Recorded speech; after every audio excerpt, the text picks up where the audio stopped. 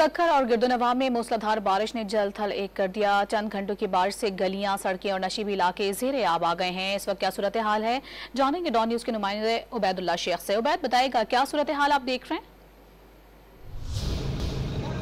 जी, सक्खर और डिवीज़न के दीगर अजला खैरपुर और घोटकी में गुज़िश्ता शब से शुरू होने वाली मूसलाधार बारिश और बूंदाबांदी का सिलसिला जारी है, जिसने जो है मौसम को खुशगवार बना दिया है। लोगों के गर्मी से मुरझाए हुए चेहरे जो है दोबारा खिल उठे। महकमा मौसमियात के मुताबिक जो है बारिशों का ये सिलसिला जो है 19 अगस्त तक जारी रहेगा। बारिश के साथ ही जो है बिजली का निज़ाम मुकम्मल तौर पर दरम बरम हो चुका है। सिपको के कई फीडर जो हैं ट्रिप कर गए, जिसकी वजह से इस वक्त तक कई घंटे गुजरने के बावजूद मुख्तलिफ इलाकों में जो है बिजली का निज़ाम बहाल नहीं हो सका है। जबकि बारिश के बाद जो है सक्खर, घोटकी और खैरपुर के नशेबी इलाके ज़ेरे आब आ गए हैं। वहाँ पर जो है निज़ाम ज़िंदगी मुकम्मल तौर पर मफलूज होकर रह गया है। महकमा मौसमियात ने यह पेशन गोई की है कि 19 अगस्त तक जो है सक्खर डिवीज़न में जो है मूसलाधार बारिशों का इम्कान है। और उन्होंने जो है महकमा मौसमियात की जानिब से जो है बल्दिया व दीगर इदारों को जो है पेशी इक़दाम करने के जो अहकाम या हिदायत जारी की गई थी, उन पर हमें जो यहाँ पर अमल होता हुआ नज़र नहीं आ रहा है। ताहम सक्खर शहर की बात करूँ तो सक्खर शहर में इस वक्त बल्दिया का अमला जो है नशेबी इलाकों में काम कर रहा है, मगर इस वक्त तक नशेबी इलाकों से पानी नहीं निकाला जा सका है और इस वक्त बल्दिया का अमला जो है वहाँ पर मुतहरिक है। जी।